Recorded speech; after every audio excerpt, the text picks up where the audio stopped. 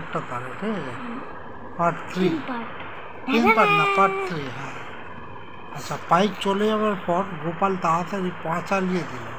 কিছু দূর যাবার পর একটা গরুর গাড়ি পাওয়া গেল। গাড়ি থামতেই গাড়োয়ান বলল, কোথায় যাবেন বাবু?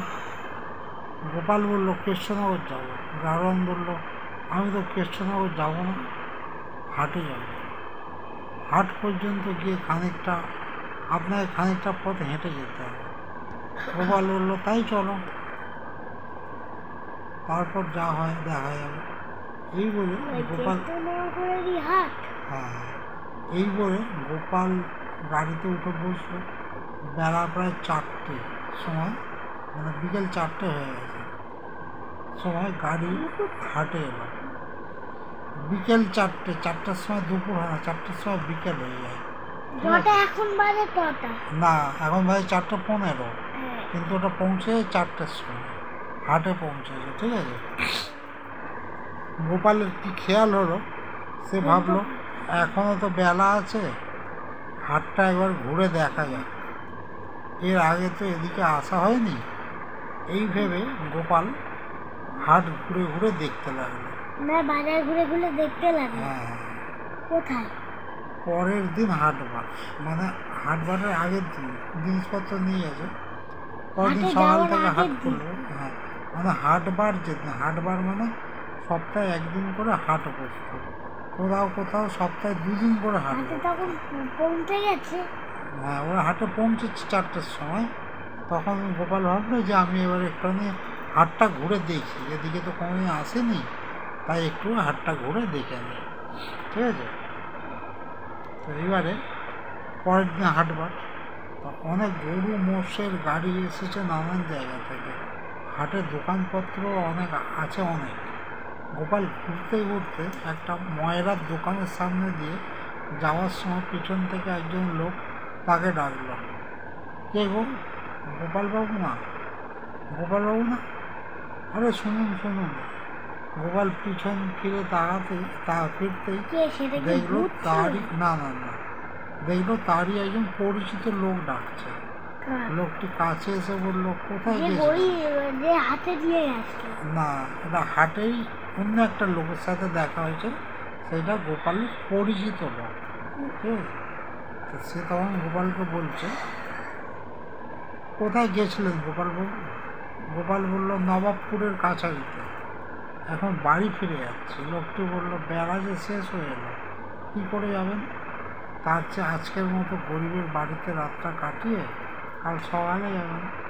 গোপাল বলল, না ভাই, যেমন করেই হোক আজ আমাকে ফিরতেই হবে, রাজামশাইয়ের হুকুম কি না।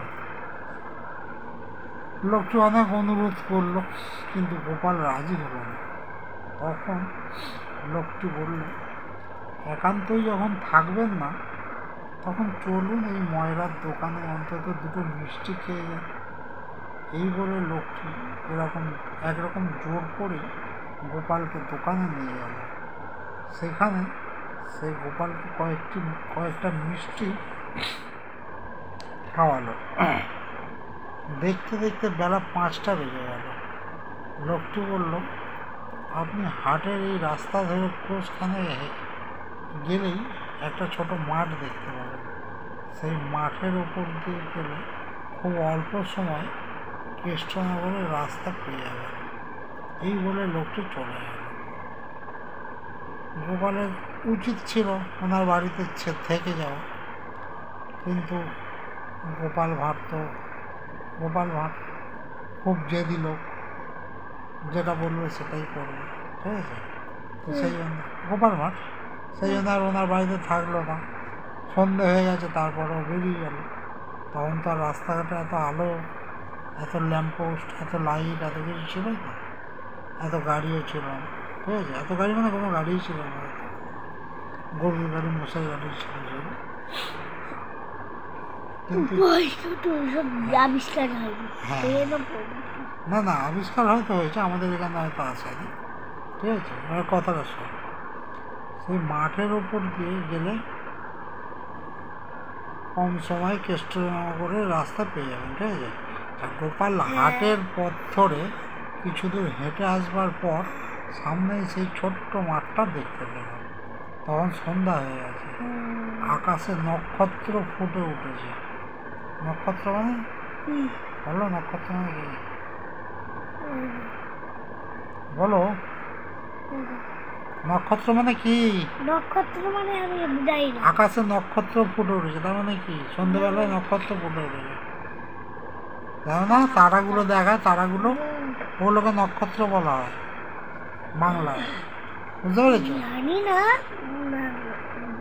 ফুটে উঠেছে। আচ্ছা, গাছপালাগুলো দপদপ করে জোনাকি জ্বলছে আকাশে। জোনাকি পোকা আকাশে উঠেছে এক ফালি চাঁদ।